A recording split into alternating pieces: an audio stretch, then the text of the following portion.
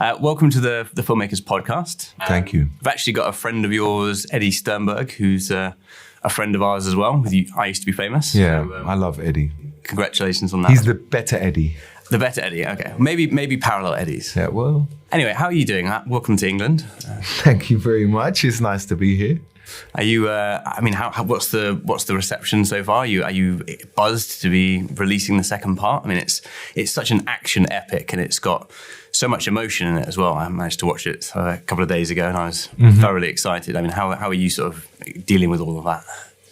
Yeah, I mean, it's really interesting, the process of filmmaking, you know, and the preparation, the shoot, you know, it's so intense. It's so labor intensive. It's so intense when you're kind of like really living the state of beings of each scene. And, you know, this one was so prolonged over 7.5 months. Wow. So much training, so much stunts, so much dialogue to learn and, you know, so many different... so much of an arc for Noble, so much to work on and prepare, that it was really kind of overwhelming in that regard. And I really throw myself into things. So when you finish, then you kind of begin the process of kind of rebuilding yourself into real life. Yeah, precisely. And, you know, coming back to Hackney and, you know, back to the school run and back to, you know, real life and kind of physically, spiritually, emotionally rebuilding from it and kind of purging as well, you know, not just for, you know, partly from an acting point of view of, you know, okay, we've done that, move that aside. Next time I play even an antagonist, it will be something different. So let's get rid of that. And also from a human point of view, like I really want to leave behind this kind of, you know, the sadism and the horror of playing Noble. So then, you know, fast forward a year. I've lived my normal life for a year. I'm a completely different person. I'm completely back to being Ed again. Part 1 comes out and it's like, okay, all right, well, let me see it first of all. And even then it's a objective analysis on the process of filmmaking, the process of preparing a character, the process of executing a character, of giving range in the edit and such, and decision making. And you watch the movie and you say, well, how successful was I in that decision making? But I'm still looking at it, you know, my friends and my missus and my family, they'll say I'm harsh, but I'm objective. When things are good, I'll say it's good, and I don't think I'm blowing up my own trumpet when I do that. And, you know, so I'll look at it objectively, decide what I could do well and could do better, and how that will change things going forward. Now, that's different from how I may feel about the project as a whole. I'm talking about my analysis of me. Now, my analysis of a project of a whole, for me, I understand that when I'm deep inside it, I'm lost in it. I can't judge this as a whole. Yeah. Like, I really have no idea what this is as a whole. So it's really interesting to see the reactions that humans come up and have with me, the digital reactions that I may see, you know, that come up on your algorithm or whatever, and vice versa, to hear those things. So then even more interesting to have 2 parts of this, and then even we're going to have the Snyder Cut version as well. So this whole process I find it really interesting. It's part of the game, and I also have an intention to try and enjoy each part of the game as much as I can, and, you know, feeling very proud of the work I've done on it, feeling like the work that my intentions did translate. It means that I can kind of just sit back with popcorn and say, oh, really, that's how you felt about it? Oh, okay, oh, well, let's see with this one and that one. And so it is quite fun, but it's really interesting because, you know, you do somewhat feel removed from it. Yeah.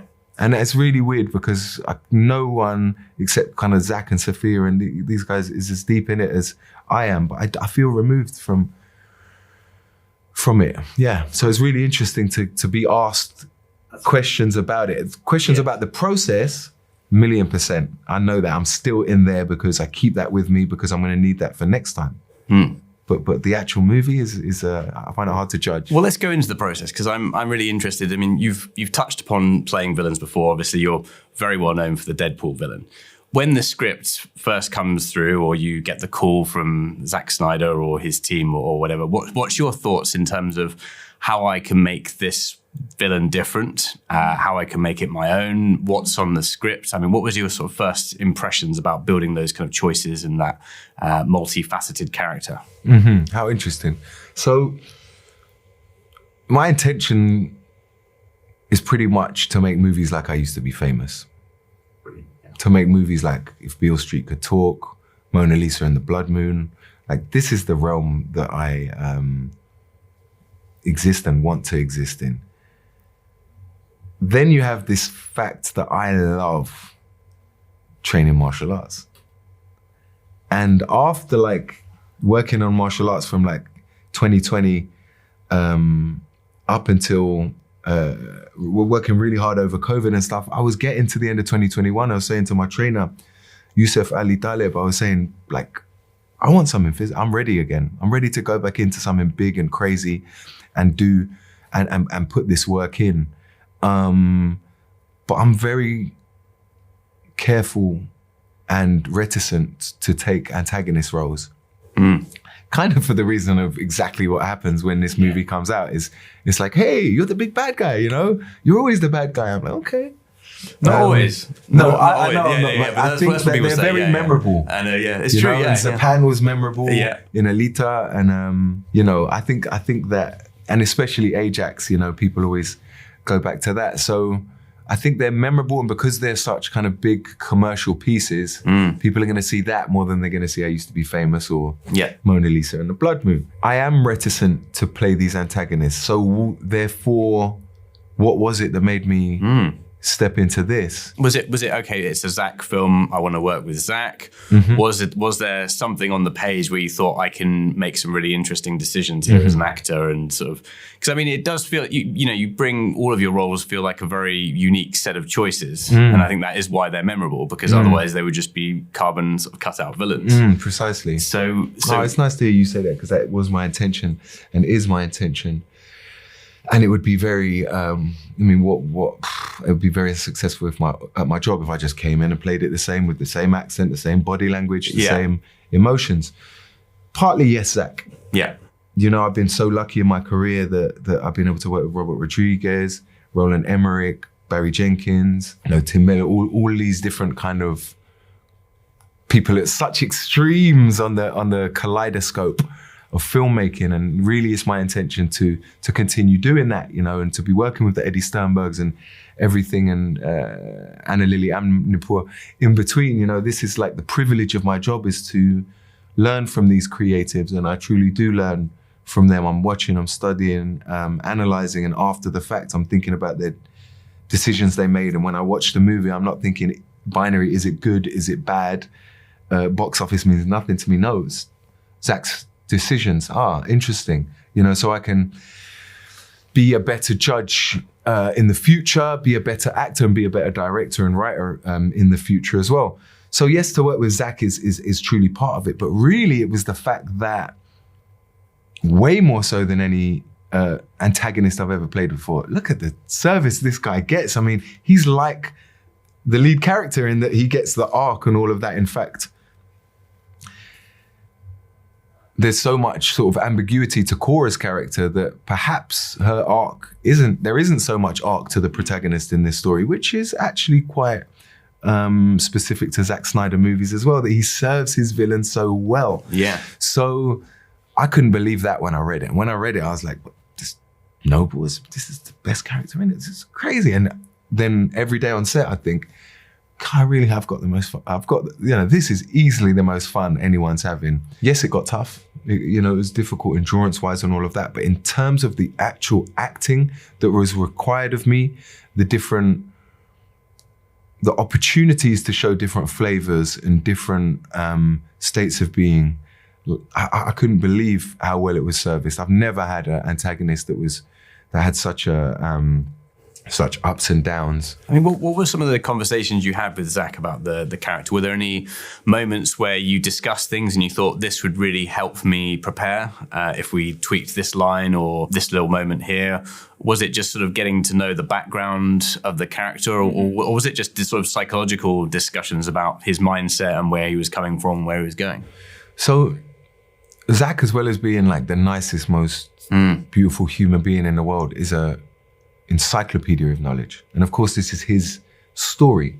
So what was fascinating was the first Zoom that we did, which I think was only about 45 minutes, an hour. I wrote 6 pages of like crazy scribbles. And when I go back to them, that's the foundation of all of my stuff. Right. It really is. Like, it was all there from the beginning. But what he was giving me, to your question, is backstory.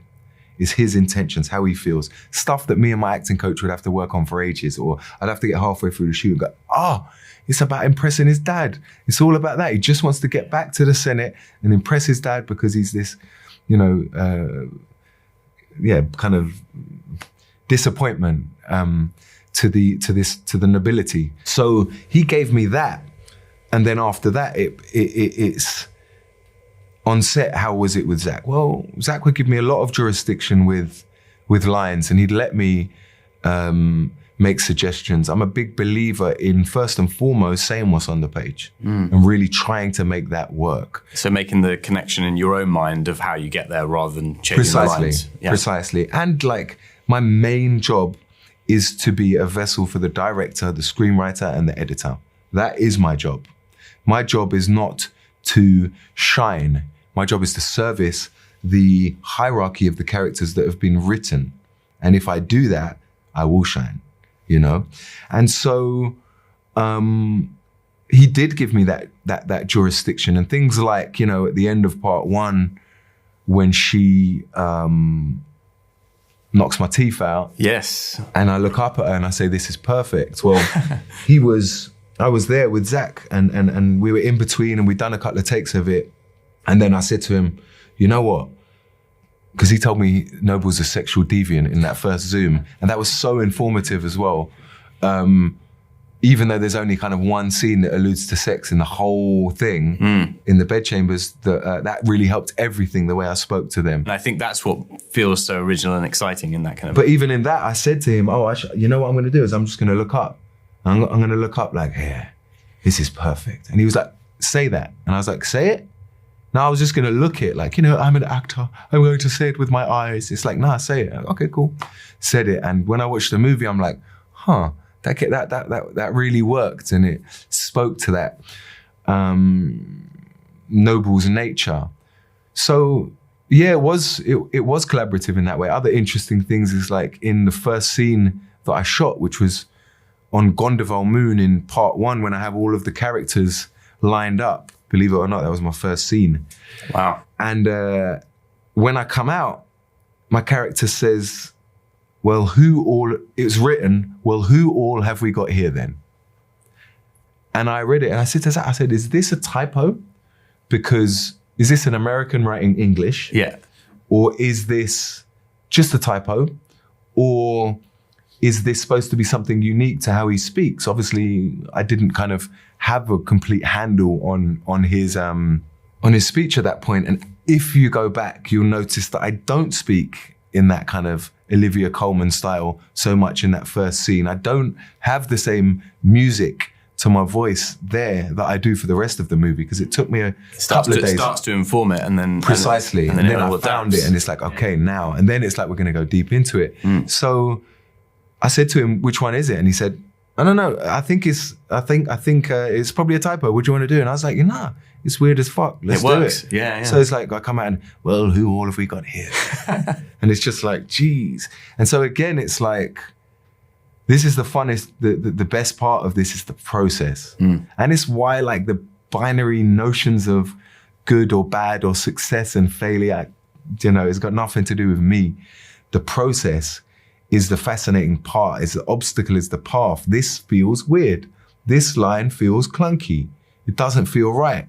I don't speak like that. That's what actors say. I would never say that. Yeah. My character would never say that.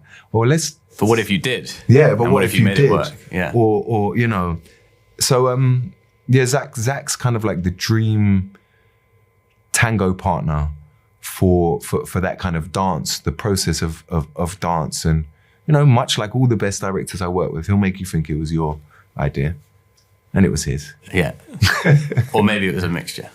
I'm sure it was a mixture. So just as a quick thing, if people are sort of sending you scripts, you know, because we've got a filmmaking audience, what is it that you look for? I mean, obviously, Zack Snyder, interesting characters. I mean, that's certainly one thing that's going to be very tantalizing. But what is it that you see in scripts that doesn't interest you, like common mistakes? And what are the sort of things, maybe characteristics that get you excited? I'm not interested in generic characters whatsoever, from top to bottom.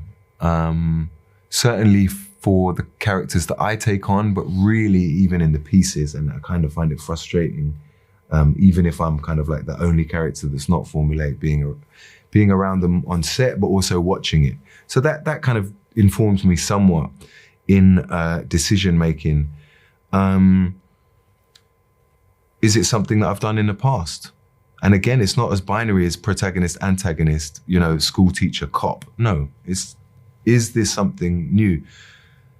Also, it has to challenge me. I've got to be a little bit scared by it. I've got to feel those nerves that I used to feel like when I was going to my swimming galas, when I was a kid, and just like, I'm a bit nervous. Like, I have faith in my own ability, but the whole car ride there, I'm like, man, I've got to be at my best for this. And it's the same thing. I want to be in the car. I want to wake up in the morning like, okay, today's the day. I've got to do that thing, you know, and just kind of have that kind of nervous energy. Truth is like the pretentious, but true answer. I want to see real, honest human emotion. I suppose that goes back to the first part of the answer, which is, you know, it can't feel generic. It has to feel real. No, it can't feel generic. I want to see real human emotion. And if I achieve anything in my work, I hope that's what people feel. And also when I'm doing big action movies, I'd like people to say, oh, that guy grounds them. That guy brings them to real human emotion, even though they're in space, even though there's aliens and all of this. I feel grounded by this person's performance, that this person's performance sits in real, honest human emotion. Because really, if you boil my job down, then that's what my job is. Perfect advice to end on. Thanks, Ed. It's been an absolute so much, pleasure. Man. Thank you. Really good. I wish everyone asked questions like thank you. Like you, man. Are we still filming?